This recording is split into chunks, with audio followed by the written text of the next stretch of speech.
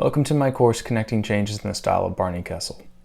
In this course, we're going to take a look at several ways that Barney would address common changes in jazz, and swing, and blues.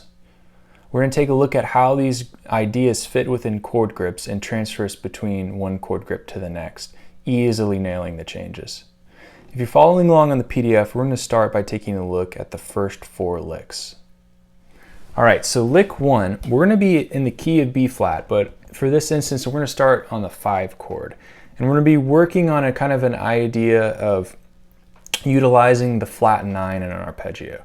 So we're going to be working out of this F7 chord grip. And then to make that a flat 9, we're going to drop this G down to the G flat, and we have an F7 flat 9 chord here. Now the lick's going to go like this.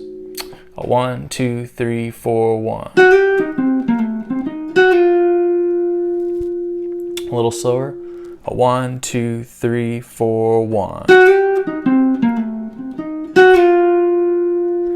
So what we're doing here is just working off playing the 9, sliding up to it, and then coming down in an arpeggio, going G, E flat, C. Okay, that's a C minor arpeggio, or if you look, you're right in that F7, so they're kind of interchangeable, a lot of the same notes. So we have, and then we're coming down to B flat, and then when we get to the A, that's the third of F, we're going to come up an arpeggio there. So we're going to play A, C, E flat. If we went to F, that would be a type of F7 arpeggio, but we're going to go to G flat to get that flat 9, and then resolve to F in this B flat area. So this is a really simple way of playing a C minor to F7 with the flat 9, resolve to B flat. And that's going to work over that C minor, 2, 5, 1, or just a 5 to 1. So you've got, and what's great is you're getting this chromatic connection going down like that. We start on the G, landing here on the G flat, and then resolving. So that's going to be the first kind of idea he uses a lot. And we're going to go through these next 3, and then I'm going to kind of apply them to just some jazz blues so you can hear really how they sound in context. So that's going to be lick 1. Lick 2 is a similar idea. It's just another kind of instance of how he would use it. We're going to move down to this F7 9 chord grip down here, and we're going to make it a flat 9 to a natural 9. That's kind of the sound. So this one's going to go like this. 1, 2, 3, 4, 1. A little slower. 1, 2, 3, 4, 1. Okay, so on here, instead of landing right on the flat 9, we're sliding up from the flat 9 to the natural 9. So we're playing our arpeggio off the A, right? A, C, E flat. Then we're taking this G flat and sliding it up. So what we did here, you can do here. It's the same arpeggio, just in different place of the guitar. And that's a really common thing of getting that tension and then sliding up and resolving it. And then, so that's the use of the flat 9. Then the kind of added curve that he would do is play this kind of descending thirds idea. So we have, and then to E flat, up to F, to D, up to E flat, C. So that's just this pattern. You practice your major scale or your dominant scales like that. And he's just utilizing that and just taking a little piece of that kind of idea of those descending thirds to create just kind of a little melodic statement. So we have,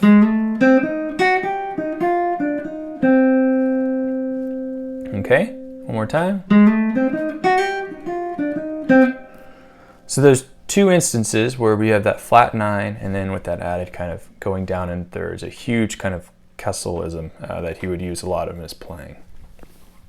Okay, the next kind of idea that utilizes a flat 9 that he would use a lot, and this is not original to him, this is a huge just kind of bebopism, is playing this type of line that's going to go like this. So we're going to go a 1, 2, 3, 4.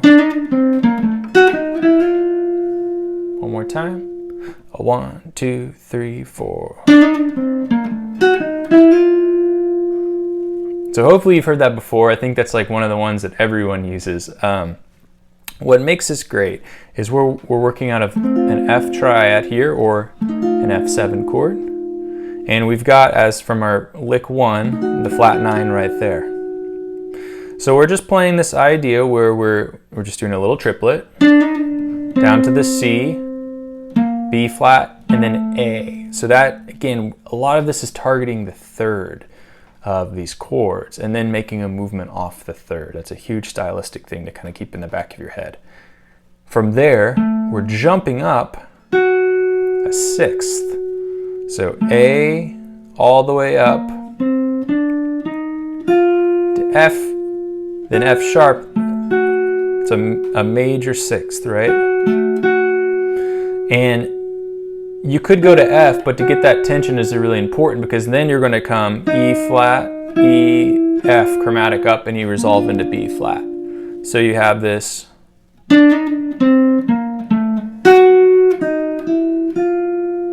a nice kind of enclosure of the F. You go 1 above it in pitch, and then 2 below up to it to resolve. And this same idea can be applied, I didn't write this in, but an octave lower.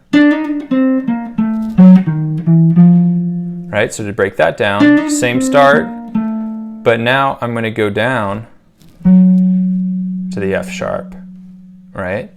And that's going down like a third, just the reverse of a sixth, and then resolving back up into F.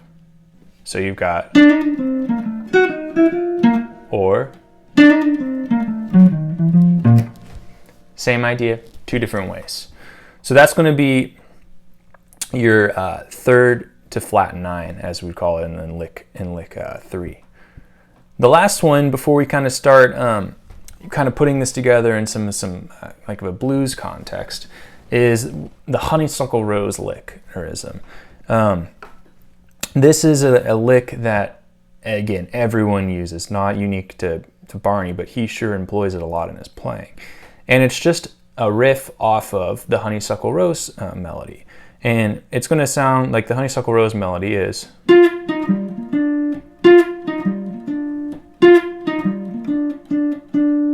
Right, that's kind of the basic part of it. And a lot of people would just start kind of ideas with this. So in this lick, we're going to employ it, and you can kind of hear how you can put it in there and then just resolve it in the context. And you're not really thinking of Honeysuckle Rose, the song. And I'll show you how that all breaks down in a second. So here's the lick. A 1, 2, 3, 4. One more time. A 1, 2, 3, 4. Okay. So really slowly, what we're doing here, we're playing F down to E flat. We're all thinking that F7 chord still. And then we're jumping down to G and then B flat. Now, that's a lot of kind of movement that's going on, right? And then we're moving up to D. So here's how I kind of compartmentalize this. I've got my reference point of my F chord, but really what I'm thinking is that's the starting note, and you can make variations on it, but the F is kind of not important right now. What's important is this E flat, the 7th of F, and then this. So what's happening is we're playing actually an arpeggio. We're playing E flat, G, B flat, D. We're just dropping in an octave. So instead of going like that, we're going or like that. So it's an E flat major 7 arpeggio. E flat, G, B flat, D over an F7 chord, or a C minor to F7 chord, or just a C minor chord. And the way you can kind of like compartmentalize that is with your F7, you could think, okay, the Honeysuckle Rose ism starts off the flat 7 of it, right? With this, a C minor, you could think of, oh, the E flat, the honeysuckle rosism, starts off the third of it. So that's kind of how I think of it. And then what you do is just kind of embellish it, and you add in chromatics, you change around the rhythm, and that's the idea. So you've got this, and you can add in different ideas, you know, chromatic. You could change the fingering. Right? More chromatics. Okay? So that's kind of the idea of using that. So let's put all this together some in a blues. I'm going to play it just in B flat, take like 1 or 2 choruses of it. Just kind of utilizing that on the F chord. I might drop some of that in the other kind of resolutions from like the B flat to E flat. And so you can kind of get a gist of it. So we'll go 1, 2, 1, 2, 3.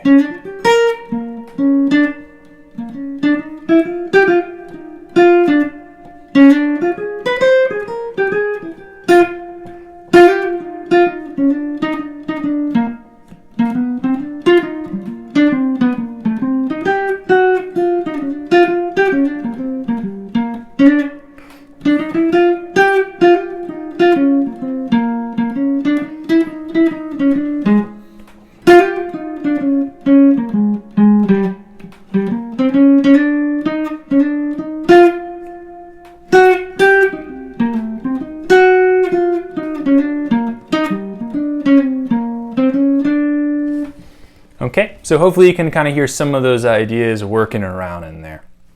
Now, join in the next section and we'll talk about some more different ways and kind of getting into other chords other than just like a 5 resolution to 1. We'll start talking about 4 and sharp 4 diminished, augmented chords, different ways to mess around with triads, and specifically looking at how to embellish minor chords.